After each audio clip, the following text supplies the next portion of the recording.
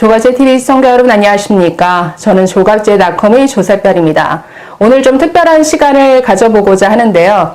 여러분 부정선거 음모론 지긋지긋하시죠? 저도 그렇습니다. 그렇지만 이 대한민국 세력이 부정선거라는 거짓 선동에 오염되는 것을 좀 지켜볼 수는 없어서 이런 시간을 또 마련했습니다. 제 옆에 한 분이 와 계신데 잠시 후에 소개를 해드리겠습니다. 자, 최근 국민의힘과 한동훈 위원장 이번 총선을 앞두고 강성 지지층을 형성하고 있는 이 부정선거 음모론자들의 비위를 맞추는 듯한 이런 행보를 이어가고 있습니다. 그래서 세 가지 정도 뭔가 이걸 바꿔라, 선관위를 압박하는 이런 주장들을 계속 펴오고 있는데, 자, 한동훈 위원장은 기자들 앞에서 이렇게 밝혔습니다. 증거가 나온 게 없기 때문에 부정선거 음모론에 공감하지 않는다. 이 점을 분명히 밝히겠다. 자, 이렇게 말했음에도 불구하고 글쎄요, 이들이 펴는 주장은 그동안 부정선거 음모론자들이 펴온 주장에 편승하는 듯한 이런 주장을 이어가고 있습니다. 자, 크게 세 가지인데 이 세 가지를 중심으로 이번 시간 좀 살펴보고자 합니다. 자, 세 가지, 국민의힘과 한동훈 위원장이 주장한 세 가지 이렇죠. 첫 번째, 개표 과정에서 전부 수검표를 해보겠다. 그러니까 이 수검표하는 단계를 하나 더 추가하겠다라고 했습니다. 이거 선관위 받아들였습니다. 자, 두 번째는 사전 투표지에 도장을 날인해라. 네, 지금처럼 프린트할 때 인쇄되는 방식 말고 직접 사전투표용지에 도장 날인을 하라라고 선관위를 압박하고 있습니다. 선관위는 현실적으로 불가능하다라고 하면서 거부하고 있는 상태인데 이 문제 한번 살펴보겠습니다. 자, 세 번째는 투표용지에 찍혀져 있는 QR코드를 기존의 바코드 형태로 바꿔라. 자, 이런 주장을 했습니다. 자, 이 세 가지 국민의힘과 한동훈 위원장이 제기한 이 세 가지 주장이 얼마나 바보 같은 이런 주장인지 한번 살펴보겠습니다.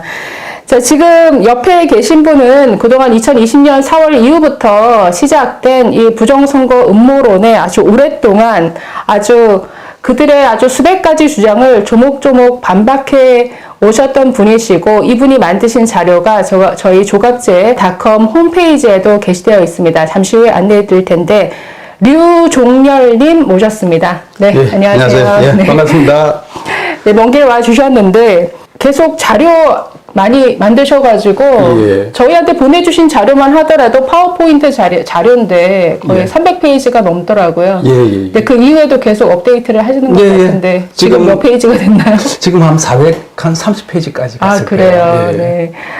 이분께서 만드신 파워포인트 자료에는 그동안 부정선거 음모론자들이 주장해온 너무나 많죠. 63대 36이라든가 각종 가짜 투표지, 개표 조작, QR코드, 해킹, 조작 너무나 많은 주장이 있는데 하나하나 다 반박하는 말이 안 되는 것이고 부정선거의 증거가 되지 못한다. 반박하는 자료가 아주 상세히 잘 들어가 있습니다. 저희 조각제닷컴 홈페이지에 보실 수 있도록 누구나 다운받으실 수 있도록 올려놓을 테니까 한번 참고하시면 좋을 것 같습니다. 선생님, 그러면 한 세 가지 같이 살펴보도록 할까요? 예. 첫 번째, 이건 이제 선관위가 받아들였는데 지금 현재 개표 과정에서 한 단계를 더 추가를 했습니다. 그래서 지금도 사실은 수개표인데 그렇죠. 여기에 한 단계를 더 집어넣어서 분류기를 통과한 그 투표용지를 한 번 더 손으로 일일이 전부 더 한 번 더 확인하겠다. 이 수검표를 한 번 더 도입하는, 그러니까 한 단계를 더 추가하겠다. 이걸 선관위가 받아들여서 이번 총선에 실시가 될 것 같습니다. 저는 벌써부터 굉장히 혼란이 많을 것 같은데요. 어떻게 생각하시나요? 혼란도 많을 뿐만 아니라 이제 쓸데없는 인력이 들어감에 따라 가지고 국민의 해세가 그냥 몇백억이 더 들어가게 되는 셈이 되는 거죠. 아무래도 사무원이 더 투입이 돼야 되니까. 그뿐만 아니라 이제 나중에 자세히 설명을 드리겠습니다만은 개표 시간이 지연됨에 따라 가지고 결과가 늦어지죠. 그럼 통상 보면 한 12시 정도 되면은 개표가 완료돼 가지고 대부분의 이제 그 결과를 국민들 알게 되는데 이렇게 되면은 최소한 4시간 정도 지연이 될 거예요. 그러면 수당도 그렇죠. 더 나가야 되죠? 그렇죠. 수당도 더 나가는 거 제가 나중에 얼마나 나가는지 계산해 드리겠습니다. 근데 이제 수당이지만은 새벽에 끝나지 않습니까? 네. 그러면 대부분의 개표 사무원도 그렇고 개표 참관인들도 그렇고 집중력이 떨어지는 시점이죠. 네. 그 정도 되면 네. 거의 뭐 하루 종일 밤을 새다시피 하게 되니까 그럼에 따라 가지고 오히려 부정의 여지가 더 많아질 가능성이 있죠. 지난 관훈 토론회 때 저도 현장에 있었는데 그때 한동훈 위원장이 이렇게 발언했어요. 예, 예. 그러니까 수개표를 그러니까 이번 선거부터 수개표를 도입하기로 했습니다라고 하면서 이 수개표 문제는 독일에서 예, 예. 수개표하지 않는 전자투개표는 위헌이라고까지 했던 것이기 때문에 이 수개표에 대한 명분은 충분하다라고 본다 이렇게 설명했거든요. 그건 한 위원장이 국민들로 하여금 잘못된 인식을 심어주게 했던 걸로 보이는데 일단은 우리나라의 투개표는 투표도 수기로 하죠. 네. 실제로 실물 투표지에 직접 기표를 한 형태고요. 네. 개표도 전자개표가 아니라 순수 수개표입니다. 그러니까 모두가 수작업으로 일어나는 일입니다. 그래서 부정선거에 개입할 여지가 없고요. 나중에 이제 그 절차를 설명드릴 때 말씀드리겠습니다만은 거기는 뭐냐면 전자투표를 못하게 했던 거예요. 우리나라는 전자투표가 아니죠. 우리 국민들이 지금 개표 분류기를 지금 전자분류기라고 이렇게 명칭을 하면서 그게 마치 전자개표기인 양 인식을 하고 있어요. 그러니까 한동훈 비대위원장의 지금 발언도 그런데 편성한 것 같다는 느낌이 들거든요. 네. 정확하게 말씀드리면 우리나라는 전자개표가 절대 아닙니다. 네. 예. 전자투표, 전자개표는 완전히 다릅니다. 네. 근데 실제로 전자투표, 전자개표를 하는 경우가 있어요. 전자투개표를 하는 나라가 네. 뭐 인도인가요? 인도? 브라질? 실제로 이제 인도, 브라질이 하고요. 네. 근데 인도, 브라질이 전자투표, 전자개표를 하지만은 부정투표 시비가 없습니다, 오히려. 인도 같은 경우는 이제 제가 그 공부를 해봤는데 실제로 그럴 여지가 별로 없어요. 그런데 우리가 좀 오해하는 부분이 많고요. 아까 그 독일 사례를 들었는데 독일 같은 경우도 전자투표를 못하게 했던 겁니다. 그 우리는 전자투표 자체도 안 하고 그렇죠. 전자개표도 안 하고요. 제가 아까 전자투표, 전자개표를 하는 경우가 있다 그랬지 않습니까? 네네. 그건 어떤 경우냐면 지금 당 대표 선거할 그러네요. 때죠. 네.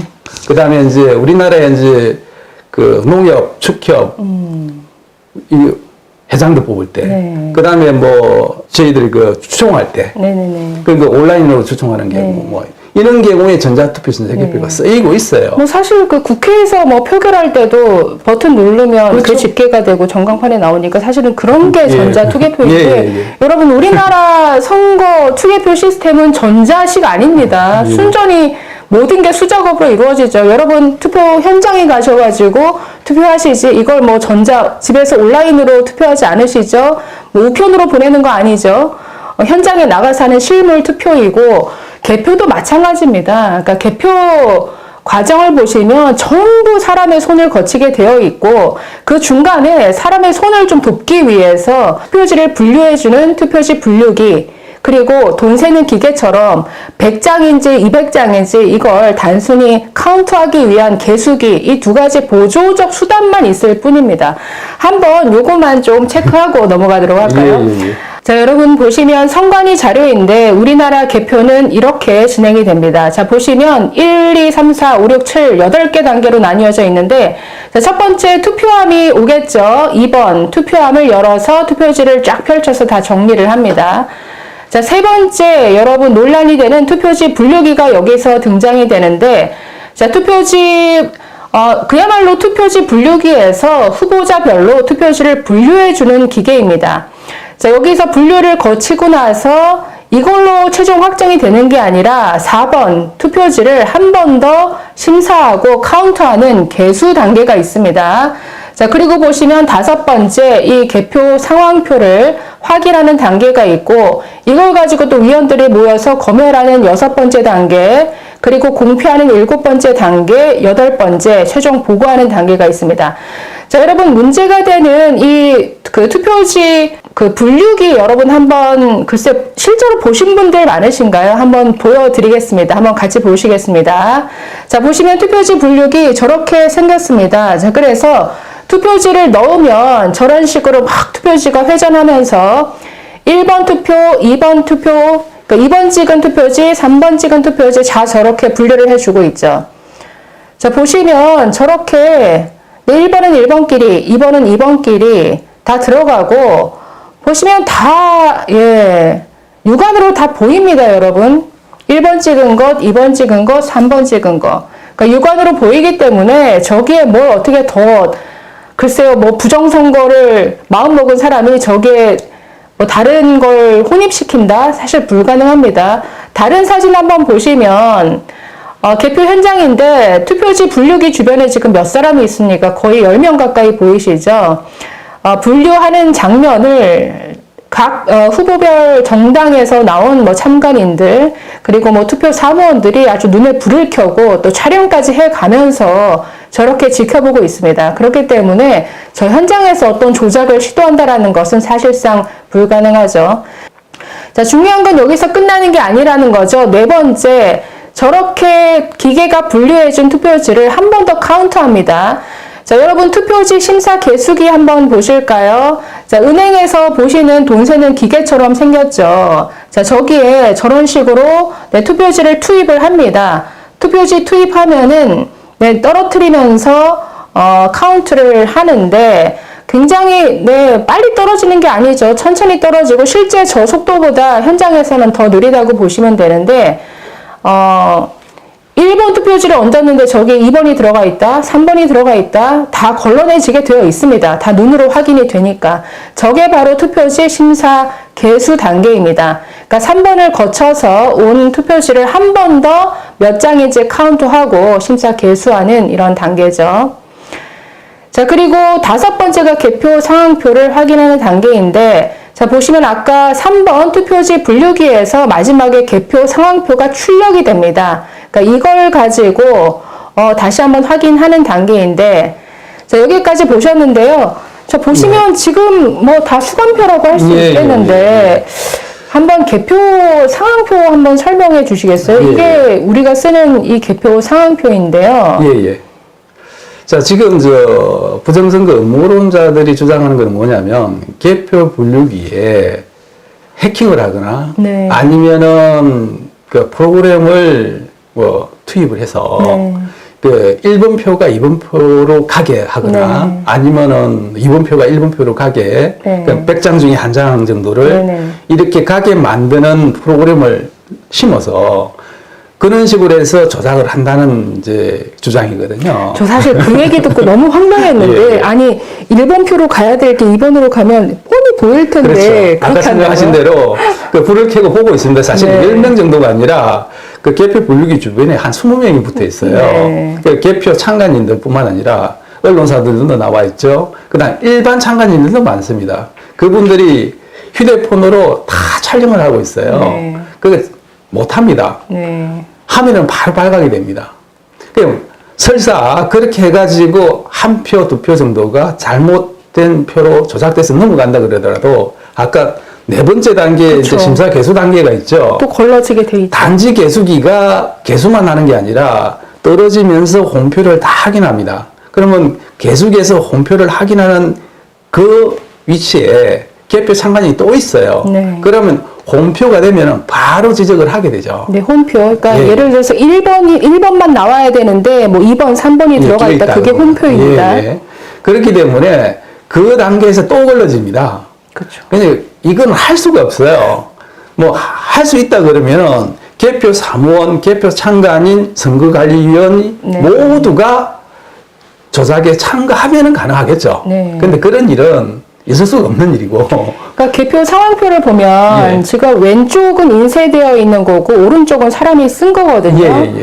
아까 그 투표지 분류기에서 인쇄될 때 여기까지 왼쪽만 그렇죠, 프린트가 되는 지금 건가요? 현재 보시면은 인쇄돼서 나온 거 있죠, 숫자가. 이거는 개표 분류기가 개표 분류를 하고 난 다음에 개표 분류기에 프린트가 있어요. 그 프린트가 개표 결과를 일단 분류된 것만 이렇게 표시를 합니다. 여기 보시면은 1번부터 뭐 후보별 이제 득표수가 나오고요. 마지막에 보시면은 그게 미분류표라고 나올 겁니다. 그렇죠? 지금 여기 보시면은 그 확정된 표는 4,512표고 네. 재확인 대상 투표지라고 나와 있죠. 네. 이게 미분류표입니다. 네. 그러니까 미분류표가 162표로 나와 있지 않습니까? 그러니까 지금 왼쪽만 보고 있는데 예. 왼쪽에 소개 A가 4,512표. 그러니까 이건 확정된 표고요. 네, 확정된 예. 표. 그런데 그 밑에 칸에 162표. 뭔가 잘못 찍었거나 한 번 더 확인이 필요한 그렇죠. 표를 말하는 거죠. 그러니까 개표 분류기는 그 후보가 실제로 받았다고 확인할 수 있는 표만 분류를 하게 됩니다. 그러면 지금 투표지 분류기를 통과했을 때 나온 결과가 지금 인쇄된 그렇죠, 인쇄된 여기까지고 겁니다. 그러면 다시 이거를 4단계 심사 개수부로 넘어갑니다. 옮겨서 예. 거기서 한 번 더 카운트하고 난 다음에 지금 이 사람이 손으로 쓴 부분이 한 번 확인하고서 쓰는 또 수작업을 하게 되는데 일단 개표 분류기가 100장 단위로 묶어서 저렇게 이제 각 후보별로 득표수를 이야기를 했는데 네. 그 결과 자체도 혹시나 오류가 있을까봐 다시 계속해서 확인을 합니다. 네. 100장 단위로 묶인 것도 다시 풀어가지고 계속해서 또 100장인지 확인을 해요. 네. 그 확인하는 과정이 아까 말씀드린 대로 홈플 여부도 그 확인을 하게 되는 거고요. 그래서 오른쪽에 수기로 쓴 것 중에서 제일 왼쪽에 있는 게 있죠. 3,100몇 표 이렇게 쭉 947표 나와가지고 총 이제 4,512표로 돼 있는 거예요. 요거를 개표 분류기에서 확정한 그 숫자를 다시 계속해서 풀어서 또 확인한 겁니다. 네, 그런데 뭐 그러니까 차이가 없었네요. 네. 제가 볼 때는 개표 상황표를 봐서 요거 차이 난 거는 제가 개표 상황을 본 적이 없어요. 그러니까. 개표 분류기가 정확하게 했다는 거예요. 그렇죠. 카운터를. 기계는 문제가 없다.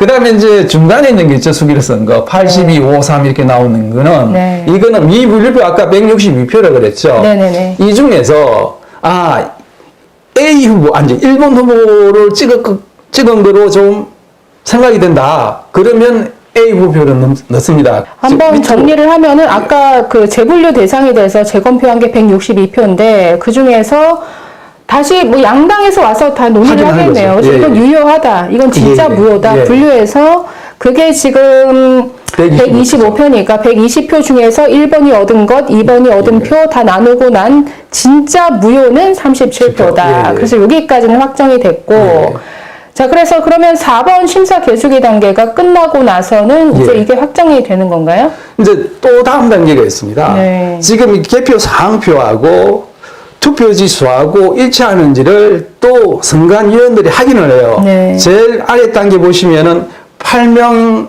9명 정도 될 겁니다. 아마 위원장까지 하면. 네, 지금 도장이 도장이 쭉 나와 있죠. 많이 날인이 되어 있지 찍혀져 있는데 않습니까? 하나, 둘, 셋, 넷, 다섯, 여섯. 위원이 6명이고 위원장 위원 8명입니다. 그러네요. 중간에 이제 위원 한 분 빠진 거는 당일날 빠질 수 참석을 있고. 안 하셨던 것 같으니까. 그러니까 위원들이 또 확인을 합니다. 네. 그럼 위원들이 확인하고 날인을 하죠. 그 다음에 이제 위원들이 확인하고 나서 최종적으로 위원장이 확정을 하게 되는 거고요. 저 개표 사항표를 이제 현장에서 게시를 하고요. 개표 사항표를 그대로 중앙선관위로 팩스로 전송을 하게 됩니다. 네. 그 중앙선관위에서는 이제 받은 개표 사항표를 홈피에 올리게 되고요. 네. 그 결과를 각 방송국에서 이제 국민들에게 알리게 되는 거죠. 네. 그래서 실제로 중앙선관위가 하는 거는 단지 개표 사항표대로 그냥 전달만 할 뿐이죠, 국민들한테. 그러니까 모든 결정은 개표소 현장에서 다 끝납니다. 네. 그래서 음모론자는 그런 이야기 하죠. 뭐 중앙선관위 홈피를 해킹을 해가지고 개표 결과를 조작한다. 있을 수가 없는 이야기죠, 저 과정을 보면. 개표소에서 개표 사항표를 가지고 최종적으로 확정되기 때문에 아무리 해킹해서 조작한다 그러더라도 소용이 없습니다. 그러니까 실물이 있으니까. 그렇죠. 그러니까 여러분 보시면 이게 전자투개표, 전자개표로 보이시나요? 전부 사람이 확인하죠. 분류를 하고 그걸 또 한 번 더 카운트를 하고 그 카운트한 거를 또 위원들이 한 번 더 양당의 참관인들까지 다 확인을 해서 최종적으로 개표 상황표라는 그 표에다가 사람이 손으로 쓰는 결과가 나오기까지 이건 수작업이지 이건 기계가 대신해주지 않지 않습니까? 그래서 여기에 그러니까 아무리 뭐 해킹을 해서 저 뭐 값을 뭐 100장 얻은 걸 200장 얻은 것으로 조작한다 하더라도 실물이 있으니까 적발될 수밖에 없다. 그래서 아무리 해킹을 하더라도 그 실익이 없다라는 거죠. 왜냐하면 적발되게 되어 있으니까. 바로 들통납니다. 그렇죠. 전 과정을 지금 보시면은 그 개표소에 그 개표하는 그 현장을 동영상을 찍어 놓은 게 있어요. 그거 한번 보시면은 거기 개표 참관인도 있고 일반 참관인들도 있고 그 수많은 사람들이 저 과정을 다 지켜봅니다. 네. 지켜보고 있는데 저기에 누군가 부정을 저지른다? 있을 수가 없습니다. 네. 그래서 음모론을 주장하는 사람 중에 개표에 참여했던 개표 사무원님들이나 아니면 각 당의 개표 참관인들은 한 명도 없습니다. 왜? 자기들이 너무나 잘 알고 있기 때문에. 그래서 지금 민경욱 전 의원이 이번에 이제 그 소송을 했지 않습니까? 네네. 재검표까지 갔는데 증인으로 나온 사람 중에서 민경욱 전 의원이 추천한 개표 참관인은 아무도 없었어요. 네. 자기가 추천한 개표 참관인들도 안 믿는 거죠. 그래서 현장을 알면은 현장을 알면 그게 절대 일어날 수 없는. 다 알거든요. 그래서 저도 음모론 나왔을 때 정말 선거 사무에 밝은, 예를 들어서 각 정당별 참관인 중에도 그런 뭐 선관위에 과거에 있었던 분이라든가 이런 분들이 많이 들어가 있습니다. 그러니까 그런 분들은 이건 불가능한 일이다라는 것을 대번에 알아서 동의하지 않았었는데 그러니까 이 논의가 지금 몇 년을 이렇게 끌고 있습니다. 재밌는 게 하나 말씀드릴게요.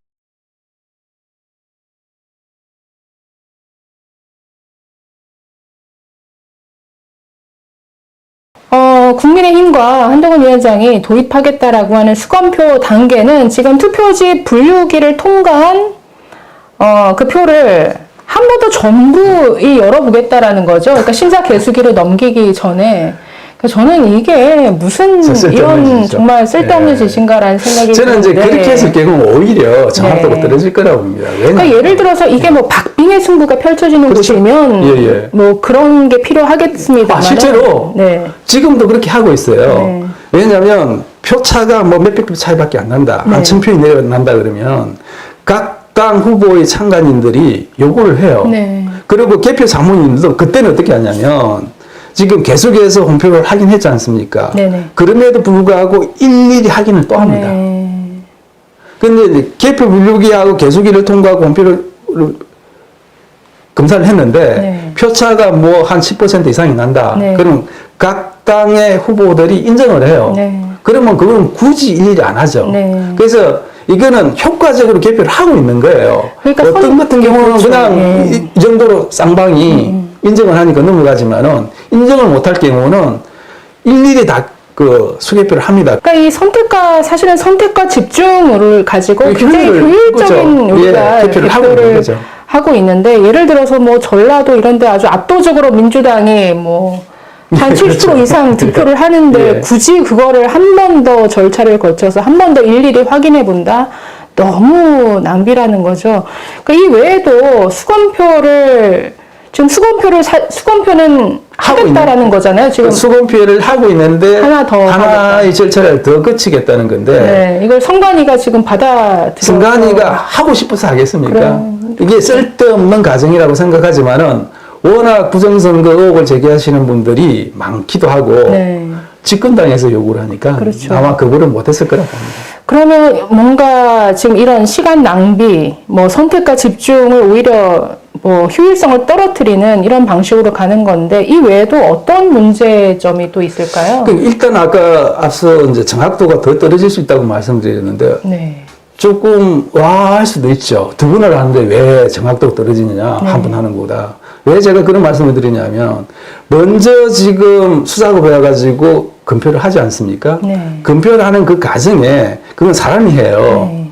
기계가 하는 게 아니고 하다 보니까 사람이 하면 오류가 발생을 합니다. 그 1차 단계에서 검표가 끝나면은 그 다음 단계에 이제 검표를 하는 단계는 1차 단계에 이미 했기 때문에 느슨해져요. 네. 오히려. 네. 그러니까 2차 단계에서 하는 게 지금 실제로 계속해서 개수를 하면서 홍표를 확인하는 거거든요. 그 과정에 개표 사무원들이 아무래도 조금 나이바해질 수 있는 거죠. 네.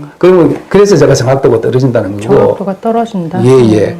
또 그것 외에 실질적으로 이게 불필요한 이제 인력이 들어가다 보니까 아까 제가 말씀드렸는지 모르겠습니다만은 인력을 동원하는 데 따라서 인건비. 네.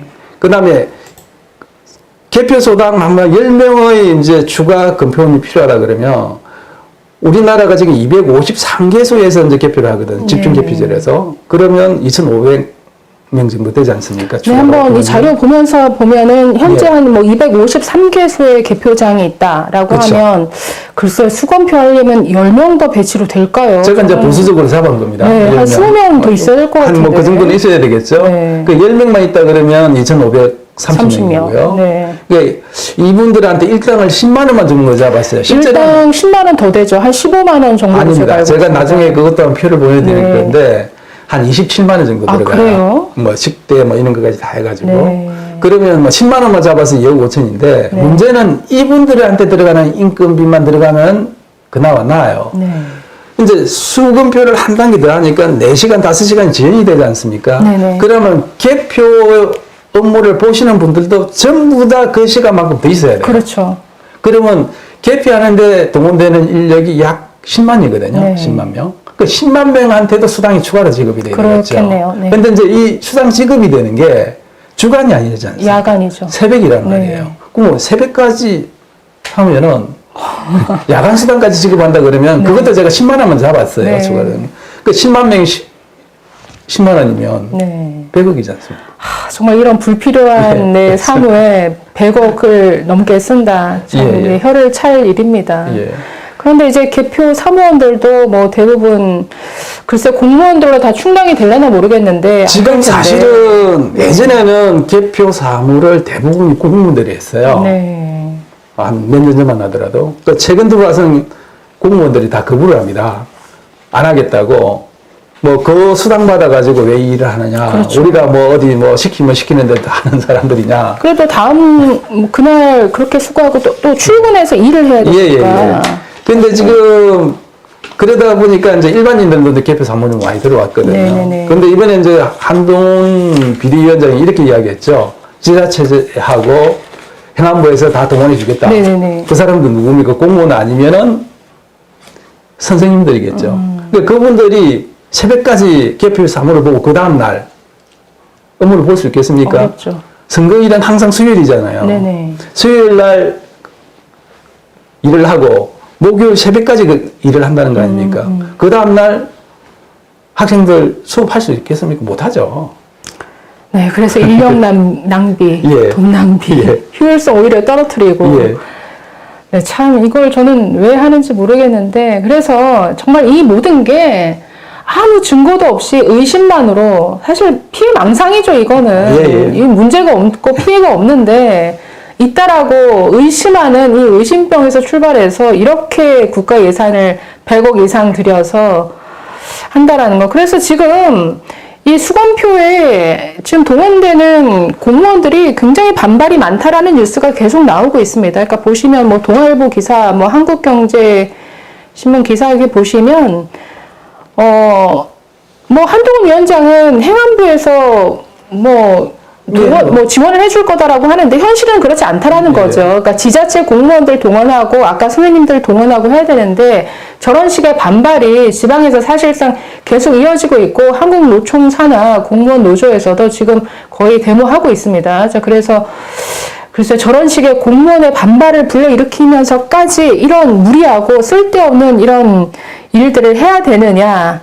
자, 그래서 여기까지만 한번 정리해 보겠습니다. 지금도 잘 진행되고 있고 사실 우리나라 이 투개표 시스템은 사실 지난 뭐 한 70년간 거의 대부분 보수 정권에서 구축해온 정말 전 세계가 아주 높게 평가하는 신뢰할 만한 이런 선거 시스템이었는데 이걸 이런 음모론으로 허문다? 참 저는 이런 자해적인 일을 왜 하는지 모르겠습니다. 자, 그래서 네. 저 부분 이제 끝내기 전에 한 가지 좀 더 말씀드릴 게 이제 개표 분류기가 뭐 전자개표라든지 뭐 이렇게 음모론을 제기하는 분들이 있는데 개표 분류기를 없애고 순수하게 수작업만 하자, 수개표 네. 하자는 분들 계시잖아요. 네. 물론 지금 수개표인데도 불구하고 아예 개표 분류기를 없애자는 분들이 계세요. 네. 그런데 순수하게 수작업만 했을 때 과연 정확도가 개표 분류기를 동원했을 때보다 좋을까요? 절대 안 그렇습니다. 네. 그렇지 않다는 정표를 제가 하나 보여드릴게요. 네. 혹시 저 보시면은 누더기입니다, 누더기. 네. 수정된 자국이 엄청 많죠. 네네네. 오른쪽에 보시면은 지웠다가 뭐 왜 수정했는지 다 나오잖아요. 네. 근데 수작업 했기 때문에 그래요. 네. 그러니까 오히려 예. 기계보다 사람이 더 믿을 수가 없는. 사실 그렇지 않습니까? 기계는 네. 거짓말은 안 하거든요. 네. 세팅된 대로 분류를 합니다. 네. 그 사람은 그렇지 않습니까? 그렇죠. 개인별로 보는 게 다르고요. 네. 그 개인도 집중도가 떨어지거나 하면은 또 달라질 네. 수가 있고요. 조금 개표 분류기가 하면은 정확한데 왜 저런지 네, 모르겠어요. 저는 사실 그래서 이번 수검표를 한다고 했을 때 저는 오히려 걱정이 사실은 더 생기거든요. 네. 더 많은 사람이 투입되고 그러다 보면 모든 일에 사람이 들어가면 실수가 있게 마련입니다. 그 작은 실수를 가지고 지금 음모론으로 지금 과장시켜서 문제인데, 그러니까 그런 실수가 더 많아질 것이고 어떤 수작업이 한 단계 더 들어감으로써 더 많은 논란, 게다가 공무원이 아닌 이 개표 사무에 어떤 경험이나 이해가 없는 분들이 예. 들어가서 더 많은 논란을 발생시킨다 이러면 오히려 부정선거 시비가 없어지기는커녕 더 일어날 수 있지 않을까. 예. 그래서 저는 그냥 그래도 한번 해봐서 한번 예. 겪어봐라. 저는 아마 네. 그 심정이 네. 순간이 있을 거예요. 그래, 네. 한번 해봐. 네. 어떤 결과가 나오나, 네. 이게 효과가 있는지 네. 한번 해보자. 그 누구 말이 맞나. 네. 이런 심정일 겁니다. 근데 여기 조금 더 좀 설명해 드려야 될 게, 수개표 이야기가 자꾸 강조된 이유가 뭐냐면, 최근에 이제 대만 총통선거 있지 않습니까? 네, 이거 예. 한번 얘기해 볼까요? 자, 음모론자들이 어느 순간부터 우리도 모든 걸 다 손으로 하자. 모든 거를 수개표 손으로 사람이 다 하자라고 주장하면서 우리도 대만을 따라하자. 마치 대만의 투개표 시스템이 우리가 따라가야 할 최선의 모델인 양 이런 식의 주장을 펼치기 시작했습니다. 어떤 교수님이 조선일보에 칼럼을 쓰기 시작하더니 이거를 국민의힘과 한동훈 위원장이 이걸 받는 걸 보고 제가 기가 막혔는데, 여러분 대만식 투개표 시스템 절대 우리가 따라해서는 안 되고 따라할 수도 없는 시스템인데 한번 설명을 해 주실까요? 예. 네. 그 대만이 왜 문제인지를 네. 그 우리하고 비교를 하면서 설명을 좀 드릴게요. 네, 한번 제가 표를 올려놨습니다. 표를 한번 설명드리겠습니다. 보겠습니다. 네. 대만이 이번에 이제 16대 총통선거를 했는데요. 네. 그 지금 대만이 인구가 한 2,400만 되고요. 네. 선거인 수가 한 1,940만 정도 네, 됩니다. 2배 좀 넘네요, 저희가. 예, 그렇죠. 면적도 그렇고. 면적도 그렇고요. 네. 우리나라가 이제 5,100에 이제 그 선거인 수가 4,400이니까 네. 2배 이상이 되죠. 네, 2배 이상이네요. 그래서 지금 16대 총통선거에서 투표한 사람이 한 1,400만 정도 됩니다. 네네. 근데 대만은 투표소가 엄청 많아요. 17,794개소였거든요. 네. 그래서 이번에 투표소당 투표한 사람의 수가 784명밖에 안 됩니다, 평균적으로. 네. 그러니까 투표지 수가 작으니까 투표소 현장에서 바로 개표하더라도 네. 그건 무리가 없습니다. 잠깐만요. 한번 보시면 투표소 수가 대만이 17,000, 우리 한국이 한 14,464개, 투표소당 투표소가 784건, 우리나라는 2,355건. 자, 그러면 대만이 투표소에서 바로 개표를 한다라고 했으니까 사실 사람이 카운트 해야 되는 그 대상이 되는 투표지가 예. 784건밖에 안 되네요. 예, 예. 그래서 잠깐만 여기 맨 밑에 보시면 우리는 개표소가 따로 있죠. 개표소 예. 251군데가 있는데 251군데에서 개표해야 되는 그 투표 수가 평균 13만 5천 건입니다. 그러니까 이것만 보더라도 지금 현재 시스템에서 예, 예. 이걸 다 전부 대만식으로 예. 다 손으로 까고 손으로 발을 정자를 써가면서 칠판에 써가면서 카운트를 한다. 지금 보시면은 이제 784장 하는 것하고 우리나라는 이제 2,355장 하는 것도 있지 않습니까? 그러니까 사실 예. 그러니까 완전히 대만식대로 우리나라도 그러니까 투표소를 개표소로 전환해서 예, 예. 이렇게 투표를 한다라고 했을 때 그 14,464곳에서 카운트해야 되는 투표수가 2,355건이라는 거죠. 평균적으로 네, 그렇죠. 평균적으로. 예. 그런데 개표소는 있지 않습니까? 네. 보안이 철저해야 됩니다. 그렇죠. 그러다 보면은 그 경찰들이 입회를 해야 되고요. 네. 그다음에 이제 뭐 소방 인력도 네. 상주를 해야 되고요. 네. 또 정전이 돼서는 안 되기 때문에 비상발전기도 다 동원을 해야 됩니다. 네. 14,400개소에도 다 그렇게 해야 돼요. 그런 준비를 다 해야 됩니다. 그러니까 대만식으로 하자고 하면 일단은 투표소를 바로 개표소로 전환을 해야 되는 거고, 그렇죠. 그런 다음에 이걸 손으로 일일이 까면서 칠판에 발을 정자를 써야 되는데, 자, 우리나라 투표소가 14,464군데에서 2,300건이 넘는, 많은 데는 한 5,000건 나오겠죠. 뭐 나올 수 있죠. 하면 예, 평균이 2,355인데 문제는 그렇죠. 평균 2,355라고 그러는데 네. 이렇게 한번 생각해 보실 게 있어요. 대통령 선거는 대통령을 뽑으니까 2,355예요. 네네. 자, 지방선거는 어떻습니까? 자, 광역단체장, 강력의회의원, 비례, 네. 기초자치단체장, 시구의원, 뭐 교육감까지. 기초의회, 네. 그 다음에 비례, 네. 그 다음에 교육감까지 7장입니다. 아. 자, 그러면 2,355 곱하기 7을 해야 돼요. 네. 근데 저게 평균이니까 네. 5천, 유권자가 5천 명이 넘는 네. 경우는, 곱하기 7하면 얼마죠? 35,000. 35,000건을 해야 돼요. 이걸 다 손으로, 손으로. 발을 정자. 그 인원은 조그만. 그게 발을 정자를 써가지고 35,000건을 쓸 수 있어요? 어렵죠. 만약에 네. 호명하는 사람도 한 1,000건 호명하다 보면 그 뒤로는 자기도 지치고 네. 집중도가 떨어져서 네. 안 됩니다. 그러면 호명하는 사람을 받아 적는 사람 있지 않습니까? 네네. 그 사람들은 그러면 실수하고 네. 오류를 범하지 않을까요? 그 안 된다니까요. 그렇죠. 제가 봐서는 1,000을 넘어가는 순간에 힘들어요. 그러니까 현재 시스템으로 우리나라가 대만을 따라간다라는 거는 큰일 날 소리다. 이제 그렇게 이야기를 하니까 그러면 대만같이 투표소당 투표 인원을 적게 하기 위해서 투표소를 늘리면 되지 않느냐 이렇게 네. 이야기하죠. 네. 그렇게 하려고 그러면 우리나라 투표소 4만 개가 되게 됩니다. 4만 아니 근데 개. 저는 지금 만약에 투표소 수 예를 들어 15,000군데라고 하고 14,464니까 15,000곳만 개표소로 전환한다고 했을 때도 너무 문제 많을 것 그렇죠. 같은데요. 왜냐하면 일단 아까 보안 얘기하셨는데 예. 지금 우리나라 투표소를 쓰는 데가 뭐 학교 교실도 있고 예. 동사무소도 있고 예. 과연 그런 데가 예. 보안이 철저할 것인가. 게다가 지금 여러분 선관위 직원이 3,000명입니다.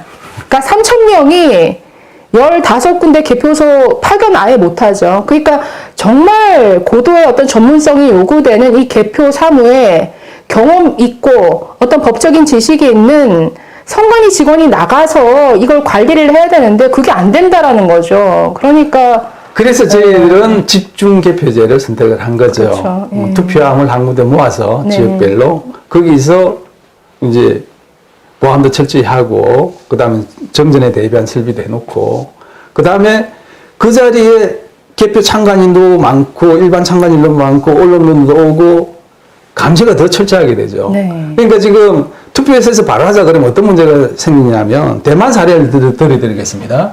대만이 저렇게 하니까 잘하는 것 같지만 실제로 저기 소규모로 하다 보니까 네. 오히려 부정선거가 일어났어요. 예전에. 아, 그래요? 예.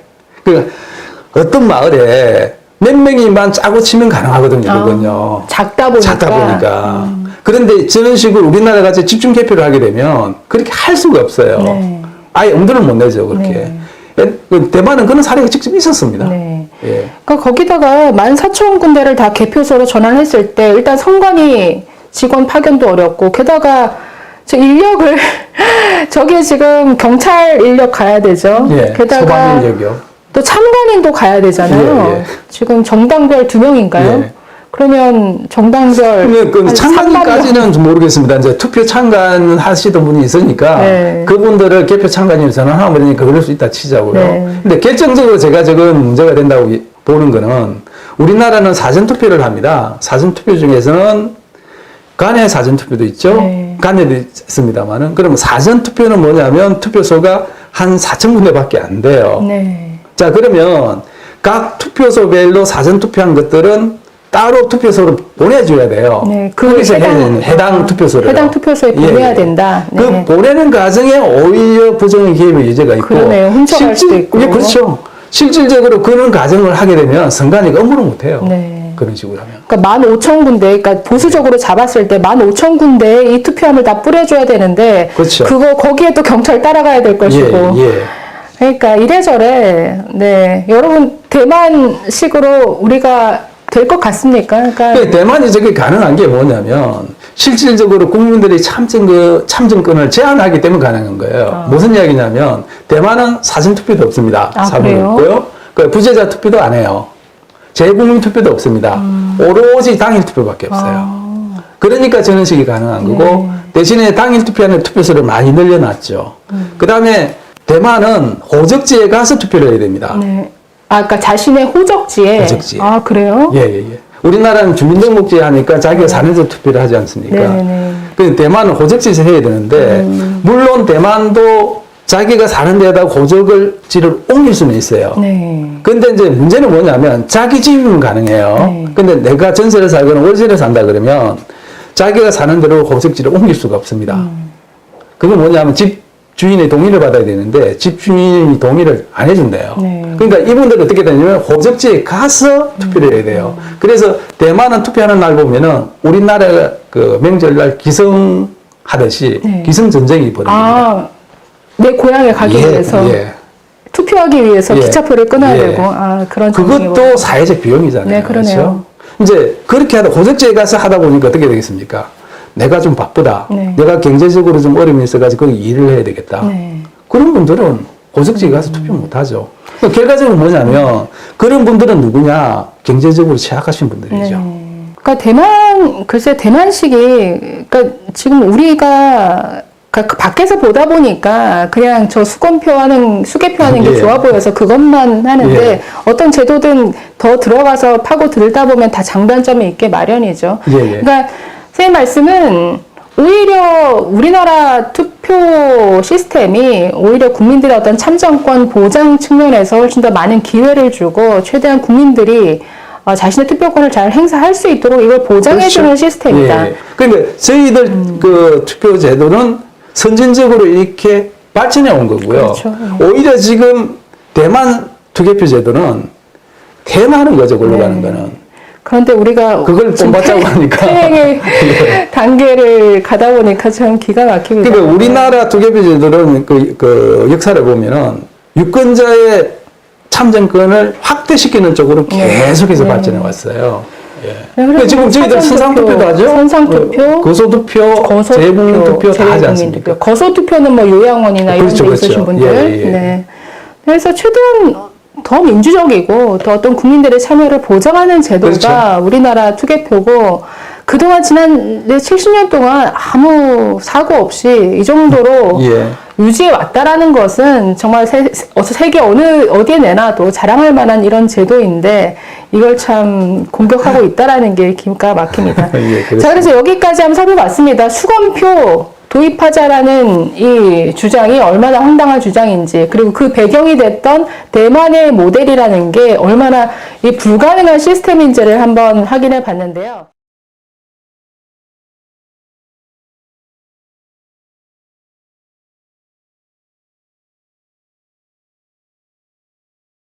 자, 두 번째 주장으로 한번 넘어가 보겠습니다. 자, 이 두 번째가 지금 계속해서 선관위를 압박하고 있습니다. 한동훈 위원장 사전투표 할 때 그 투표지에 프린트하지 말고 그러니까 실제 도장을 찍어라. 이걸 계속해서 선관위에 요구하고 있는데 선관위는 현실적으로 어렵다, 불가능하다라고 아주 난색을 표명하고 있습니다. 이거는 아직 해결되지 않고 있는데 자, 한번 이 문제 한번 살펴보겠습니다. 자, 사전투표지에 투표관리관 도장을 직접 도장으로 찍어라. 지금 계속해서 한동훈 위원장이 여러 번 얘기했습니다. 그래서 선관위를 압박하고 있는데 자꾸 법대로라는 표현을 많이 써요. 공직선거법 상에 나와 있는 대로 도장을 찍어라. 왜 투표용지 나올 때 왜 프린트를 하느냐.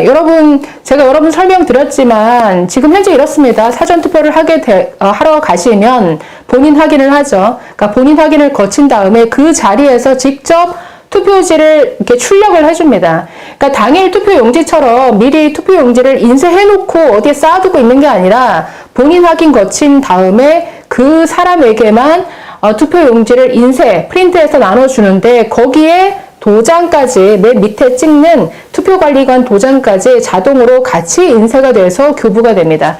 그러니까 이거를 하지 말라는 거죠. 그냥 투표용지만 출력해서 거기에 따로 도장을 한 번 더 찍는, 그러니까 이걸 하라. 예, 그렇죠. 그러면서 예. 법대로 하라. 그러니까 예. 법대로라는 표현을 씀으로써 마치 지금 현재의 이런 과정이 법대로 안 한다, 법에 맞지 않다라는 인상을 주는데, 아니 모르지 않을 겁니다. 법무부 장관까지 했던 분이기 때문에 지금 현재 뭐 대법원 판결도 있었고 이게 법적으로 아무 문제 없다라는 걸 알 텐데 자꾸만 법대로 도장을 찍어라 이렇게 주장하고 있거든요. 저 먼저 이 투표관리관 도장이라는 게 그러니까 왜 찍어주는 걸까요? 그러니까 이 의미가 뭘까요? 의미는 그거죠. 아, 이 투표지가 선관위원회에서 발행한 진짜 투표지라는 거. 그래서 당일 투표할 때는 찍는 거죠. 찍죠. 그러니까 투표 용지를 미리 인쇄를 해두고 예. 이게 뭐 남을 수도 있고, 그렇죠. 모자르진 않겠죠. 그러니까 남을 수 있을 텐데 어쨌든 나눠줄 때. 예, 당일 투표지하고 사전 투표지의 차이를 제가 잠깐 말씀드릴게요. 네. 당일 투표지는 미리 인쇄를 해놓습니다. 네. 그 인쇄되어 있는 거는 뭐가 있냐면 선거관리위원회 청인.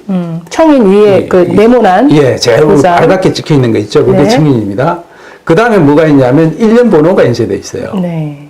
그 다음에 투표관리관 난은 공란으로 되어 있습니다. 네. 근데 이 공란에다가 투표관리관 도장을 찍는 거는 교부할 때 찍어주는 거거든요. 네. 근데 왜 그렇게 하느냐면 미리 인쇄가 다 되어 있기 때문에 그래요. 자, 인쇄되어 있는 투표지는 선관위가 발행했던 보장된 게 아니에요. 그렇죠. 그렇죠. 인쇄만 되어 있을 뿐이지. 그러면 투표관리관 도장을 찍어주는 순간에 유효하게 되는 겁니다, 이게. 그러면 안 찍혀 있는 거, 선관위 청윤이라든지 일련 번호가 있는 거는 유효한 게 아니죠. 그렇죠. 그걸 구분하기 위해서 투표관리관 도장을 찍습니다. 네. 그런데 사전투표지는 미리 인쇄가 되어 있지 않아요. 현장에서 바로 인쇄해서 발급을 해줍니다. 그렇기 때문에 발급되는 순간에 인쇄되어 있으면 그게 유효한 걸로 인정이 돼요. 그렇죠. 누가 보더라도 그거는 선관위가 교부한 걸로 다 알 수가 있는 거죠. 확인이 되니까 굳이 그러면 왜 투표관리관이 별도 찍어야 될 이유가 없는 거죠. 그렇죠. 야, 만약에 그렇게 투표관리관 도장을 찍게 되면 나중에 어떤 부작용이 있는지 그건 따로 말씀을 드릴게요. 그 다음에 지금 한동훈 비대위원장은 법조인 출신이니까 법대로를 되게 강조를 하시는데 공정선거관리법을 조문 그대로 글자 그대로 적용했을 때는 투개표 관리를 할 수가 없습니다. 네. 그 사례를 하나 말씀을 드릴게요. 자, 보시면 공직선거법 제 157조가 있습니다. 네. 그 한번 읽어주시겠네요, 제가. 네, 투표관리관은 선거일에 선거인에게 투표 용지를 교부하는 때에는 사인 날인란에 사인을 날인한 후에 선거인이 보는 앞에서 일련 번호지를 떼어서 교부하되 필요하다고 인정되는 때에는 100매 이내의 범위 안에서 그 사인을 미리 날인해 놓은 후 이를 교부할 수 있다. 예. 자, 157조를 보면 어떻게 되어 있습니까? 네, 사인을. 투표지를 누가 교부하게 되어 있어요? 투표관리관이 하게 되어 있습니다. 네. 또 투표관리관이 직접 날인을 해야 돼요. 그런데 투표소 현장에 가보시면 투표지 발급하시는 분 투표관리관 아닙니다. 대부분이 투표 사무원이에요. 네. 그걸 발급합니다. 실제로 법대로 안 하고 있죠. 그럼 법대로 할 수 있냐? 못합니다. 왜 못하냐면 투표관리관이 하는 업무는 뭐냐면 투표소의 전반의 업무를 관리를 하게 돼 있어요. 그분이 투표 교부하는 그 위치에 12시간 내 있을 수가 없어요. 그렇죠. 그래서 대부분이야 거의 다 그렇습니다. 투표소 가면 투표관리관이 도장을 찍어주는 게 아니라 투표 사무원이 찍어줘요. 네. 이번에도 그 연수원에 민경욱 의원이 제소했던 그때 이제 일장기 투표 이야기가 나왔죠. 네네. 일장기 투표지를 그때 도장 찍어줘서 누구겠어요? 투표관리관은 아니에요. 아, 그래요? 예, 아닙니다. 그 투표관리관은 그래서 어떻게 정언했냐? 나는 모른다. 본인이 안 했으니까 모르죠, 당연히. 그 투표 사무원이 했다고요. 네. 그래서 그러면은 한동훈 비대위원장 이야기대로 한다 그러면 이때까지 해왔던 선거는 다 뭐예요? 불법이니까. 절대 그렇게 못합니다. 그러니까 이 법을 아주 기계적으로 적용했을 그렇죠. 때 이게 예. 현장에서 일어나는 혼란에 대해서 말하는 거고, 아니 그러니까 이렇게 되어 있지만 투표 사무관이 한다고 하더라도 문제가 없다라는 것은 밑에 뭐 규칙이라든가 뭐 이런 걸 통해서 다 예. 어떤 위임할 수 있도록 해놨기 때문이겠죠. 그렇죠. 그걸 이제 한번 보여드릴까요? 법 조문 나오는 게 있을 겁니다. 요걸 한번 보시죠. 네. 관련법규요. 보시면, 네. 관련법규. 네. 예, 여기 보시면, 지금 공직선거 관리 규정에 보면 어떻게 되어 있냐면, 사전투표관리관이 투표용지에 자신의 도장을 찍는 경우, 네. 도장의 날인은 인쇄 날인으로 가름할 수 있게 할 수 있다. 이렇게 되어 있지 않습니까? 네네네. 선거 관리 규정이 그렇게 되어 있어요. 그런데 한동훈 비대위원장이 문제 삼는 건 뭐냐면 그 상위법인 네. 규정의 상위법인 공직선거법을 보시면 보시면 여기 보시면 어떻게 되냐면 158조에 어떻게 되냐면 네. 사전투표 관리관 칸에 자신의 도장을 찍은 후 이렇게 돼 있으니까 이걸 지키라는 거거든요. 네. 비대위원장은. 그런데 여기 보시면 어떻게 되냐면 공직선거관리법 제 151조 네. 보시면은 파랑이죠, 파랑. 네. 파랑에 보시면 투표용지의 날인 교부 방법 및 네. 기표 절차, 그 밖에 필요한 사항은 중앙선거관리위원회 규칙으로 정한다 되어 있지 않습니까? 네네. 그래서 이 파랑에 근거해서 지금 공직선거관리 규정이 나온 거예요. 제 84조가. 네네. 그래서 인쇄 날인으로 가름을 하고 있고 실제로 사전투표지에 투표관리관 도장은 인쇄를 하고 있는 겁니다. 네, 그래서 지금 뭐 현재 시스템으로 하고, 그러니까 프린트 되도록 한 것도 전혀 법적으로 문제가 없는데 지금 예. 계속 압박하고 있습니다. 그래서 그러니까, 만약에 네. 한동훈 비대위원장 주장대로 투표관리관이 사전투표지에 날인을 하게 한다 그러면 어떤 현상이 있냐면 네. 절대 불가능해요, 그게. 네. 왜 불가능하냐면 사전투표는 관내 투표 두 군데 하지 않습니까? 그렇죠. 두 군데 있죠. 나뉘어져 있죠. 네. 그런데 투표관리관은 한 명밖에 없습니다. 네. 우리 선거법 규정에 사전투표소의 투표관리관은 1인을 둔다고 돼 있어요. 네. 그러면 이 한 사람이 관내 투표소 눈나들면서 찍어줘야 되잖아요. 그렇죠. 불가능하죠. 그러면 도장을 뭐 여러 개 만들면 되는 거 아니냐? 여러 개 만들면은 그럼 본인이 못 찍는 거 아니에요. 네. 대신 찍는 거지 않습니까? 그렇죠. 그죠? 네. 자, 여러 명이 찍었을 경우 또 문제가 생겨요. 그렇죠. 이렇게 되면은 오히려 부정의 여지가 더 많아집니다. 그렇죠. 관리관 도장 많이 만들어야 되니까. 그러면 뭐 복제도 더 가능하게 되고요. 네. 예. 이런 문제가 있는데다가, 자, 투표 관리관 도장을 찍는 인력은 뭐냐면, 투표 발급기마다 한 사람이 더 붙어야 돼요. 그렇죠. 도장 지금 인쇄해버리면 되니까 그런 사람이 필요가 없는데, 도장 찍어주면 또 있어야 돼요. 네. 그러면 사전투표소에 그런 사람 발급기가 한 5대 이상은 있거든요. 네. 평균적으로. 네. 그러면 5명이 필요하지 않습니까? 그 사람 인건비 누가 줍니까 또? 또 돈 들고 또 시간 걸리죠. 들고.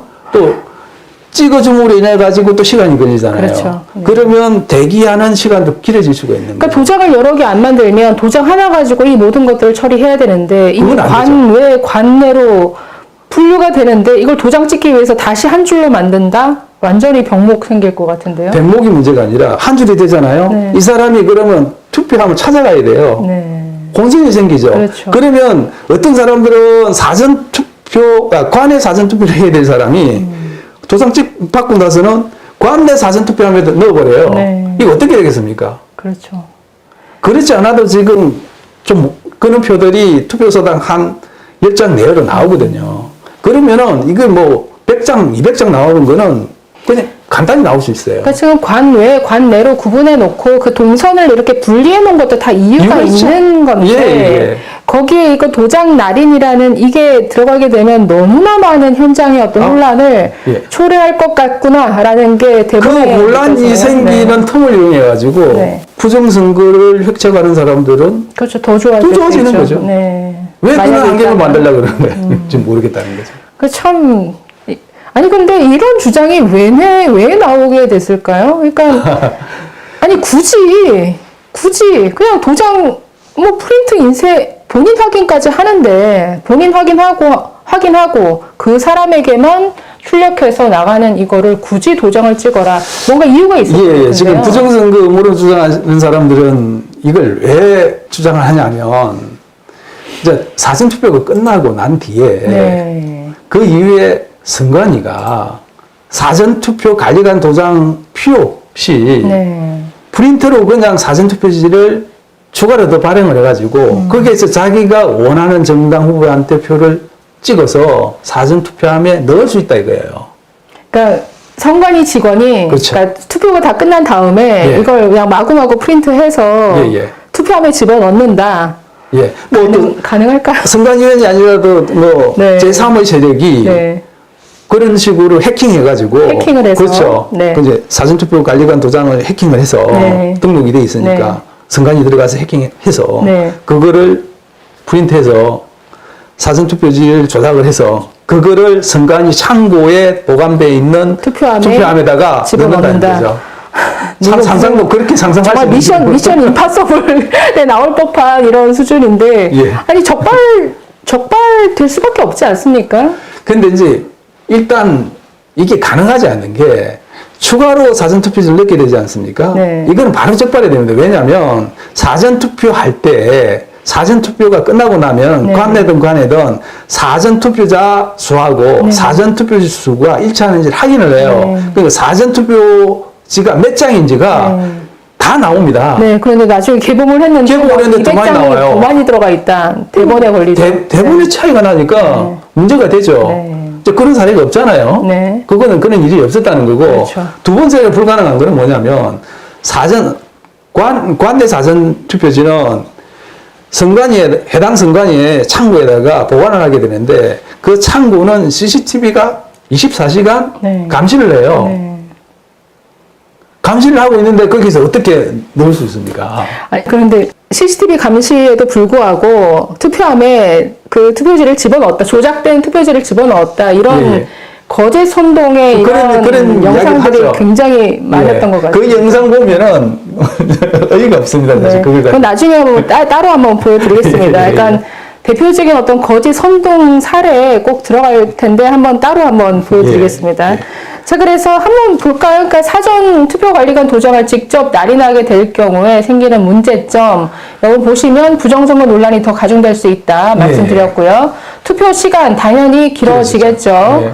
네, 세 번째, 도장 날인하는 데 들어가는 인력, 인건비. 아까 말씀하신 대로 발급기마다 이게 사람이 더 투입이 되면, 네, 이게 뭐 10명에 또 사전투표에서 4,000개 곱하기 이틀 하면은 약 8만 명이 더 추가로 필요하다. 그렇죠. 연이도 뭐 8만 네, 명. 이들에게 들어가는 뭐, 일당 그냥 10만 원만 잡아요. 10만 원 넘어가요, 사실. 아니 10만 원만 잡더라도 88억 이거 거의 무관입니까? 두 배 될 것 같은데 그럼 예. 100억이 넘는다는 얘긴데 그러니까 이런 정말 모르겠습니다. 이런 예산 낭비, 인력 낭비, 시간 낭비를 왜 하라고 선관위를 압박하는 건지.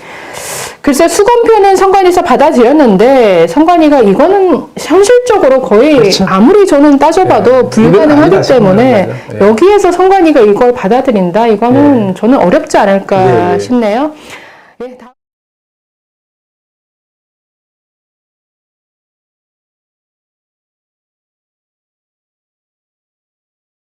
자, 다음으로 넘어가서 QR코드 문제 한번 살펴보겠습니다. 자, 이것도 국민의힘에서 요구를 해서 선관위가 참 받아들였는데, 자, 사전투표용지에만 찍히는 QR코드를 네, 바코드로 바꿔라. 지금은 이 네모난 그 QR코드가 사전투표용지를 출력할 때 같이 찍히게 됩니다. 거기에는 뭐 선거명, 이게 뭐 대선인지 지방선거인지 선거명, 선거구, 선관위명, 그리고 일련 번호가 들어가게 되는데 이 QR코드를 쓰지 말아라. 이걸 바코드로 대체하라. 이걸 주장하는 바람에 이번에는 아마 바뀔 모양이죠. 예, 예. 선관위에서 받아들인 것 같습니다. 예. 자, 이것도 얼마나 자기 발등을 찍는 참 바보 같은 선택인지 한번 좀 설명을 해 주시죠. 예. 굳이 이것도 네. 지금 이제 한동훈 비대위원장이 이야기를 하는데 네. 역시 법조인이니까 좀 그러네요. 법대로 하자는 건데. 법대로 하자라는 그렇죠. 주장에서 법대로 나온 주장이 것이다. 나온 거죠. 네. 이게 이 관련된 그 공직선거법을 한번 볼까요? 여기 공직선거법 제 151조가 있죠. 여기 보면은 이제 사전투표지에 일련 번호는 바코드 해놔놓고 이제 가로치놔놓고 어떻게 돼 있냐면 컴퓨터가 인식할 수 있도록 표시한 막대 모양 이렇게 돼 있어요. 네, 막대 막대 모양의 기호를 말한다 이렇게 돼 있습니다. 네네네. 그러니까 한동훈 비대위원장이 지금 바로 이 부분이에요. 네. 막대 모양의 기호는 바코드지 네. QR코드는 정사각형으로 되지 않습니까? 네. 그 막대 모양은 사실 아니에요. 네네. 그러니까 막대 모양을 찍어야 되니까 바코드를 찍어야 된다. 네. 그러니까 선관위 입장에서는 QR코드는 2차원의 바코드라고. 네. 그리고 실질적으로 이제 QR코드를 그렇게 규정을 해요. 네. 그래서 바코드니까 그럼 QR코드로 대체해도 문제 없다고 생각한 거고. 그럼 기존에 뭐 대법원 뭐 그때 그 소송 갔을 때는 문제 되지 않았었나요? 전혀 문제 없었어요. 그러니까 QR코드도 여기 이 공직선거법에서 말한 바코드에 포함된다? 예, 그렇습니다. 자, 선관위가 QR코드를 사용하게 된 것은 좀 합리적인 이유가 있어요. 네. 원래는 이제 바코드를 찍어야 되는데 왜 QR코드를 갔냐면 당시에 이런 문제가 있었습니다. 바코드는 일자로 되어 있습니다. 그렇죠, 보시면 일자. 알겠죠. 네. 일자로 해가지고 쭉 이거를 인식하게 돼 있어요. 네. 그러다 보니까 그때 문제 제기를 했습니다. 1번 정당은 문제 제기를 안 했죠. 네. 2번 정당에서 문제 네. 제기를 합니다. 이 바코드는 1번 정당을 인식할 수 있게 만드는 오해를 부를 수 있으니까 네. 바꿔달라. 네. 요구가 있었고요. 그래서 이제 QR코드로 가면은 그런 문제가 지금 해소가 되지 않습니까? 네네. 그 다음에 이제 선관위가 바꾼 이유는 QR코드는 바코드보다 훼손되기가 어려워요. 우리가 뭐 QR코드가 있으면 어지간하면은 인식이 다 되는데 바코드는 조금만 훼손이 되면 그 읽어내기가 좀 그렇죠. 네. 훼손되는 부분에 있어서 QR코드가 유리하다는 거고요. 네.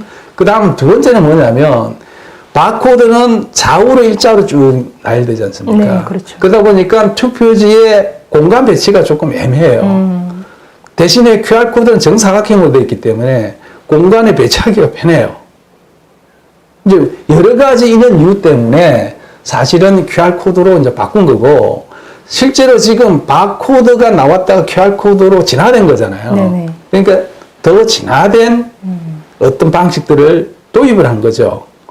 근데 이것 역시 이제 뭐 대만 선거 같이 뭐 똑같은 겁니다. 거꾸로 가자는 이야기거든요. 요거는 간단히 얘기를 할 수 있어요. 선거법에서 저 가로친 거 있잖아요. 네. 그거만 없애버리면 돼요. 그러니까 선거법을 현실에 맞게 고칠 문제지. 예, 그리고 예. 사실 뭐 법원에서도 이거 문제가 없다라고 본 거고 예, 법적으로는 문제가 없다. 그러니까 앞에 제가 이제 그 일자인으로 되어 있기 때문에 1번 정당을 생각하게 만든다 해서 민주당이 좋아하겠는데요. 네. 이제 그 부분은 뭐냐면 바코드로 가면 지금 1번 정당 어디죠? 민주당. 민주당이잖아요. 네. 그러니까 자기 발등 찍는 그렇죠. 이거는 그거요. 좋을 게 하나도 예, 없는. 예. 그럼에도 불구하고 이것도 이유가 있겠죠. 굳이 QR코드 쓰지 말아라. 바코드로 바꿔라. 뭔가 뭐 QR코드 뭐 예전에 뭐 팔로우 더 파티 뭐 이런 게 심어져 있다. 뭐 이런 온갖 주장이 난무했는데. 거기에 이제 개인정보가 들어가 있어가지고 네. 뭐 개인 신분을 추적할 수 있다. 네. 이런 이야기도 하게 됐는데 아까도 말씀드린 대로 개인정보는 전혀 들어가 있지 않습니다. 네. 그리고 이번에 이제 재검표할 때 네. 민경욱 씨 그 하면서 재검표할 때 QR코드 해보니까 선관위 이야기도 그거밖에 안 나왔죠. 네. 그러니까 재판에 갔을 때 재판에 갔을 민경욱 때. 예, 예. 네, 그 예. 선거구에. 예. QR코드 인식하니까 다 맞아 떨어졌거든요. 네. 그러니까 숫자도 딱 맞아 떨어지고 네. 중복된 QR코드도 없고. 네. 그러니까 가짜로 넣었으면 중복되고 막 이런 게 나올 거 아니에요. 그렇죠. 그런 것도 없어요. 네. 그러니까 전혀 문제 없다는 게 재검표 결과에 나왔어요.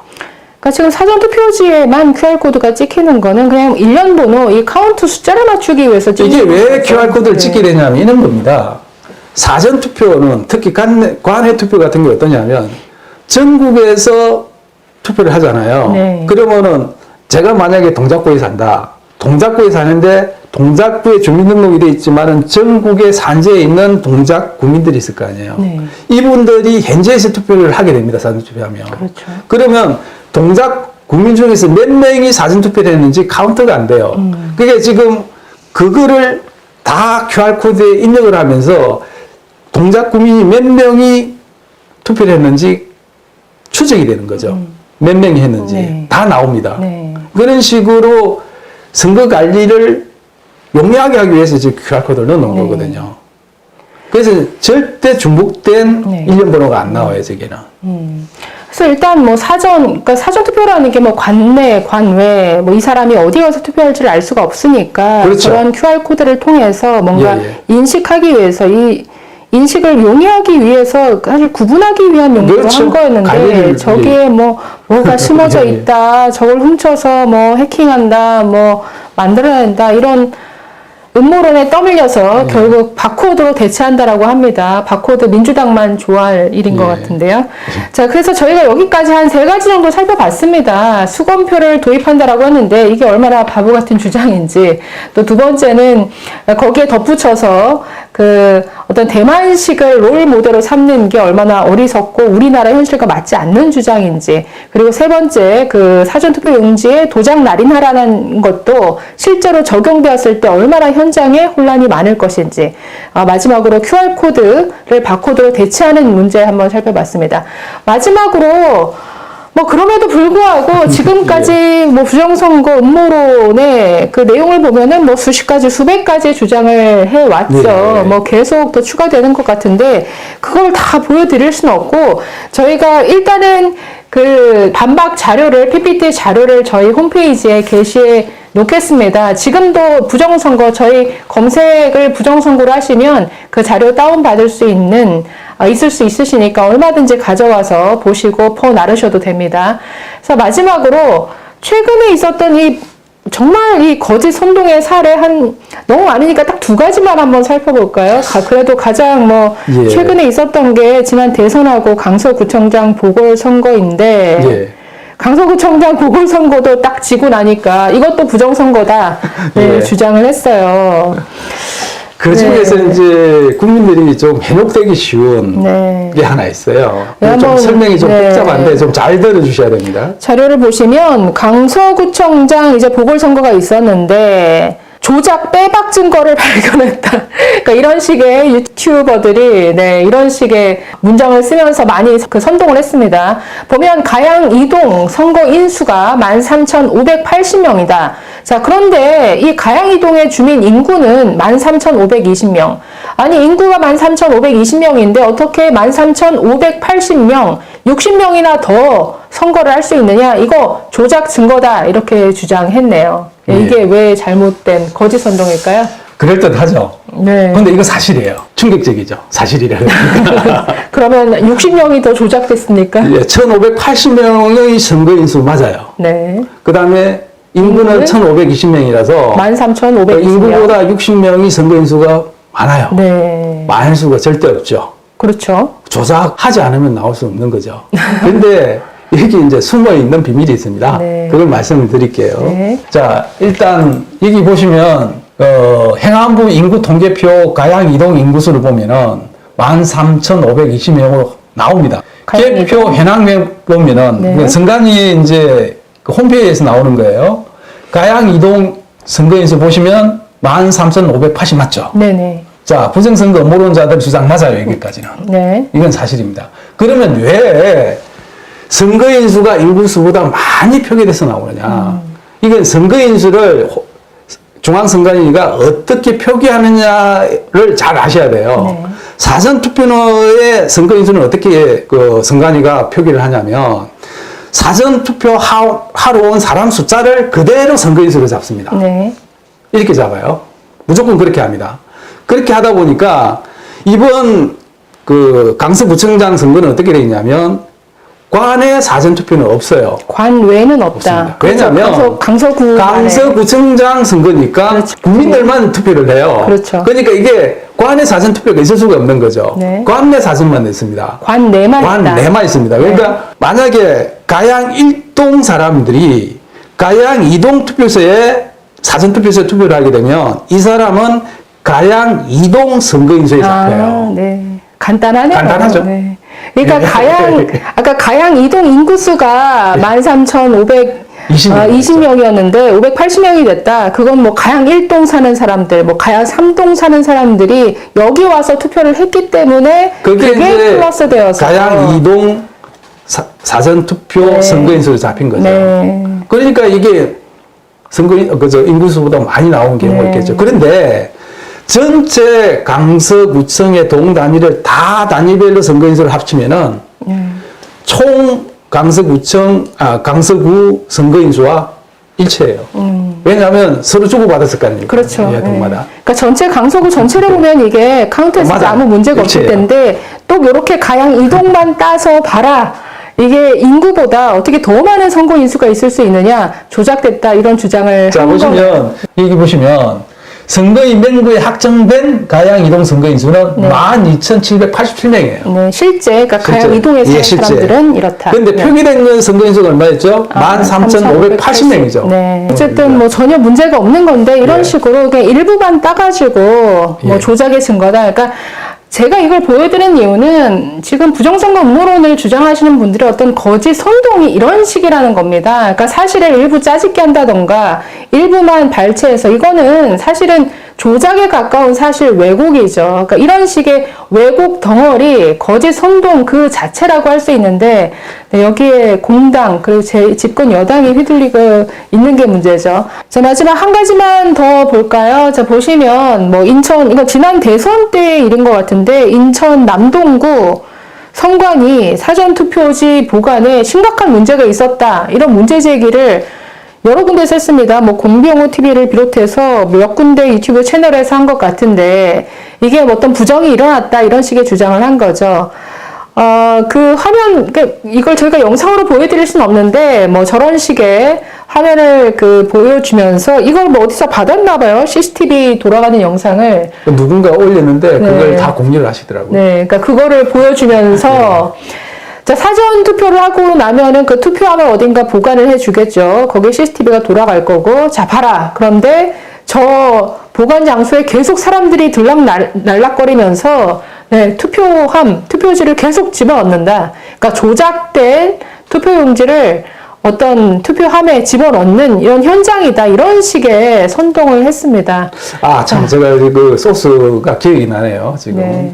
그게 어떻게 해서 저게 나왔냐면은 아마 인천 남동구에 이원복 전 의원이 예, 이원복 전 의원이었죠. 네, 제공했다라고 이원복 되어 전 있네요. 의원이 아마 이게 공개 청구를 한 것 같아요. 아, 그래요? 왜냐하면 선관위는 이게 CCTV 촬영한 거를 보관하게 돼 있거든요. 네네. 그러니까 지금은 이제 이번에 이제 바뀐 게 하나 있어요. CCTV를 공개를 해라. 아예 실시간으로. 네. 그래서 이번에는 어떻게 하게 됐냐면 선관위 창구에 사전투표함을 보관하는 그 장면을 앱에다가 실시간으로 바로 보이게 됐어요. 네네네. 지금까지는 어떻게 했냐면 선관위가 다 CCTV로 촬영을 하는데 그거를 중앙선관위 통제실에서 다 일일이 잡았어요. 네네. 문제가 있나 없나. 네네. 그래서 그 동영상은 다 이제 보관을 하고 있었고, 그런데 이제 또 오고 제기하니까, 그럼 아예 그러면 실시간으로 보여줄게 이렇게 된 거예요. 네. 그런데 이제 이번 대선에서 나왔던 그 남동구 거는 아마 이원복 전 의원이 선관위에다 공개 청구를 한 것 같습니다. 네. 그때 당시 CCTV 촬영한 거를 보여달라. 내놔라. 네. 아마 그거를 갖고 이게 공개를 한 게, 네. 그게 이제 유포가 되면서, 아, 이거 봐라, 이제 완전히 이거 부정선거를 대놓고서 질렀네. 네. 이렇게 그래서 이제 주장하는 거죠. 가짜 투표지를 투표함에 집어 넣은 건가요? 투표함 바꿔치기라도 한 겁니까? 어떤 걸까요? 극히 정상적인 거죠. 네. 그게. 저렇게 선관위가 안 했다 그러면 이상한 거죠, 사실은. 그러니까 사람이 들락날락 거리는 게 정상이다. 극히 정상이죠. 왜 그러냐면, 사전투표전에 아까 관외 간내가 있다고 그랬지 않습니까? 네. 관외 같은 경우는 사전투표가 끝나고 나면 저녁에 우체국으로 이송을 하게 돼 있습니다. 네. 그러면 우체국에서는 그거를 해당 선관위로 다 배송을 하게 되죠. 네. 그러면 전국적으로 오는 것들은 일시에 다 도착을 하지 않습니다, 선관위로. 네. 그러면 뭐 오전에도 왔다가 몇 시에 왔다 오후에도 왔다가 여러 차례 오겠죠. 그렇죠. 그러면 도착하는 즉시 선관위는 그 투표함을 창구에다 보관하게 되죠. 그러니까 관내 사전 투표함에다가 그거를 올 때마다 넣게 돼 있죠. 네. 그러니까 저렇게 들락날락 하는 겁니다. 네. 들락날락 안 하면 이상하죠. 왜냐하면 그걸 외부에 보관하고 있다가 한꺼번에 넣었다고밖에 이야기할 수 없으니까 당연히 그때그때 도착할 때마다 넣고 하는 거죠. 근데 관내 사전 투표지는 어떠냐면 관내 사전 투표가 이틀 하지 않습니까? 네. 그 첫날, 둘째 날 끝나자마자 바로 그건 한꺼번에 들어오면 되죠, 네네. 투표함이. 네. 근데 관에는 그러지 못하죠. 그러니까 들락날락 하는 겁니다, 저게. 네, 문제가 없는 걸로. 당연히 들락날락 하는 게 정상이고. 거기 보시면은, 네. 들락날락 하시는 보시면 다 이게 표를 이제 착용하고 있지 않습니까? 네. 그러니까 각 당에 이제 창간인하고 선관인하고 같이 하는 거예요. 이게. 네. 그러니까 각 정당별 뭐 참관인도 있으니까 지극히 정상적인 과정인데 그걸 또 저렇게 호도를 합니다. 생각해 보십시오. 만약에 네. 그렇게 해가지고 막 갖다 넣었다 그러면 실제 투표한 숫자하고 저렇게 갖다 넣었으니까 투표지 숫자가 달라야 되는 그렇죠. 많이 나와야 되잖아요. 네. 일치하잖아요, 개표하면. 그게 다 카운트가 되니까. 카운트가 다 되니까요. 아까 우리 뭐 봤지만 사전투표 예. 뭐 QR코드에 일련번호 다 나가고 숫자가 일치해야 되는데 실물과 이 전산이 틀리면 예. 들킬 수밖에 없는 예. 구조다. 그 한 장을 끝까지 네. 찾아요. 네. 그래서 어떤 경우였냐면 숫자가 안 맞지 않습니까? 한 장의 차이가 나면 이걸 찾기 위해서 이미 개표해서 개표한 거를 박스에 밀봉한 것도 네. 다시 개봉을 해야 또 셉니다. 네. 그런 식으로 추적해서 맞춰요. 네.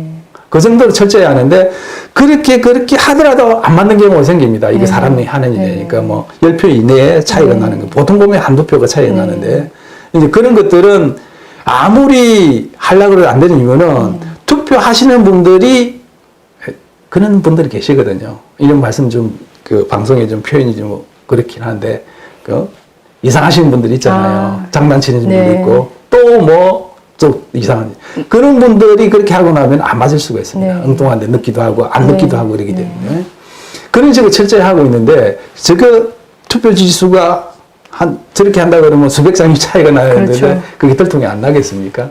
그리고 상식적으로 생각해 보십시오. 공개 청구를 했어요. 선관위가 만약에 조작을 한 거라 그러면 저거 내놓겠습니까? 바보가 아닌 이상? 그래서 저런 정상적인 뭐 화면을 가지고 사실 거기에 자신들의 어떤 거짓 주장을 덧붙여가지고 마치 대단한 부정이 일어난 것처럼 저렇게 또 방송을 여러 차례 여기저기서 했습니다. 자, 그래서 뭐 아까 뭐 짧게 2개만 살펴봤는데, 그러니까 이런 식의 지극히 정상적이고 문제 없는 것들을 짜집게 한다든지 왜곡해서 이런 거짓 선동, 거대한 어떤 부정선거 음모론을 만들어 온 게 사실은 지금까지의 이 2년 동안 계속되어 온 부정선거 음모론의 딱 아주 그냥 단상입니다. 자, 그래서 아주 좀 긴 시간 이렇게 살펴봤는데요. 사실 뭐 그동안의 모든 주장을 하나하나 다 따져봐서 이게 맞냐 틀리냐 하려면 아마 몇 시간으로도 사실은 부족할 그렇죠. 것 같아요. 그래서 아마 1박 네. 2일을 해야 되거든요. 네. 예. 그래서 이렇게만 몇 가지만 최근에 문제된 부분만 한번 살펴봤습니다. 자, 그래서 아주 오랫동안 또 자료도 만드시느라 수고 많으셨고요. 그래서 제가 제안 하나 할게요. 네. 이제 부정선거를 자꾸 주장하시는 분들 제가 항상 주장하는 게 있습니다. 부정선거 증거라는 것 단 하나만 저한테 제시하면 뭐 이런 이야기 하기는 그렇습니다만은 그 자리에서 1천만 원 제가 드린다고. 단 하나만. 단 개인의 일탈행위로 일어나는 일 말고요. 조직적이고 강금미하고 당락에 영향을 줄 수 있을 정도의 부정선거를 한 선거라고 하면 저는 바로 그 자리에서 드릴게요. 제가 한 건도 발견한 게 없습니다. 한 건도. 네, 오랫동안 긴 시간에 들어주셔서 감사합니다, 여러분. 이렇게 보시면, 네, 우리나라 투개표는 참 여러모로 아주 검증의 검증을 거치고 아주 오랜 시간 축적되어 온 이런 저는 정말 전 세계에 자랑할 만한, 이런 신뢰할 만한 이런 투개표 시스템이죠. 우리가 이게 민주주의라는 게 그냥 한 번에 구축되는 게 아니지 않습니까? 오랜 세월 동안 여러 문제와 부침과 투쟁과 이런 것들을 통해서 지난 70년간 우리가 오늘날 누리는 이 대한민국의 민주주의를 누리고 있는데 그 민주주의를 형성하는 입법, 사법, 행정 그리고 그걸 구성하는 여러 조직, 특히나 법원, 감사원, 선관위 그러니까 이런 기관을 흔든다. 그것도 정말 정확한 증거가 아니라 정말 의심에서 출발한 정말 피해 망상에 가까운 이런 음모론을 가지고 공격해서 우리 정말 민주주의의 기본적인 근간을 흔들어낸다. 이거는 대한민국이 구축한 어떤 문명을 흔드는 행위죠. 그래서 저는 이 부정선거 음모론 지긋지긋하지만 오늘도 이렇게 다뤄봤습니다. 네, 긴 시간 이렇게 참여해 주셔서 감사하고요. 다음에 또 어떤 좀 질문 드릴 일 있으면 또 한번 초대를 하겠습니다. 예, 알겠습니다. 네, 여러분 감사합니다. 들어주셔서 감사합니다. 예, 다음에 또 감사합니다. 뵙도록 하겠습니다.